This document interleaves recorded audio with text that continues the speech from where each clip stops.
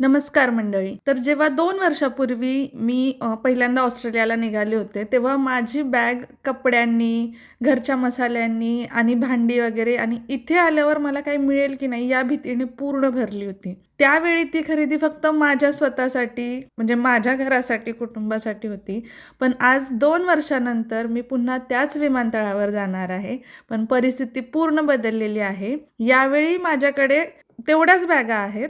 पण त्यात यावेळी माझ्या स्वतःच्या वस्तू शोधूनही सापडणार नाहीत. विमानात बॅगचं वजन 23 किलो किंवा 30 किलो वगैरे असतं. पण आपण त्यात त्यापेक्षा 4 पट जास्त म्हणजे 1000 किलो प्रेम भरून न्यायचा प्रयत्न करतो, नाही का? एका बॅगेत आईसाठी घेतलेली एखादी वस्तू असेल, सासूसाठी, सासऱ्यांसाठी, दीर, जाऊ, भाऊ, पुतणे, भाचे यांच्यासाठी ढीगभर चॉकलेट्स, बऱ्याच गिफ्ट्स, मित्रमैत्रिणींसाठी इथल्या खास आठवणी, भेटवस्तू आणि हे सगळं खरेदी करताना आपण किंमत बघत नाही, तर त्या माणसाचा चेहरा डोळ्यासमोर ठेवतो आणि सगळ्या वस्तू खरेदी करत असतो. कधी कधी तर असं होतं की स्वतःसाठी एखादी वस्तू इथे घ्यायची वेळ आली तर आपण म्हणतो नको ग बाई किती महाग आहे, एवढं नको घ्यायला. पण हेच जर घरच्यांसाठी घ्यायचं असेल तर आपला हात आखडता घेतला जात नाही.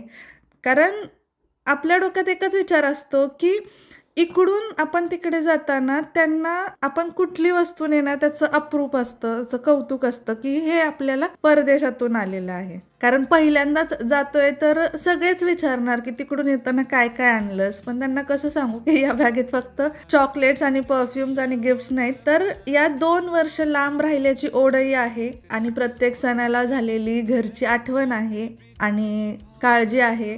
तर परदेशात राहत असताना आपण स्वतःसाठी खूप कमवतो, पण जेव्हा भारतात जातो ना तेव्हा हेच सगळं कळतं की खरं समाधान स्वतःसाठी खर्च करण्यात नाही, तर आपल्या माणसांच्या चेहऱ्यावरचं ते छोटंसं हसू बघण्यात, ते कौतुक बघण्यात आहे. तर माझी पहिली ऑस्ट्रेलिया टू इंडिया ट्रिप सुरू होतीये. बॅग्स खूप जड झाल्या आहेत, पण मन मात्र अगदी हलकं आणि उत्साही आहे. तुम्ही सुद्धा जेव्हा पहिल्यांदा भारतात गेला होता तेव्हा तुम्ही अशीच ओव्हरलोड बॅग केली असेल ना पॅकिंग, तर मला कमेंट्समध्ये नक्की सांगा.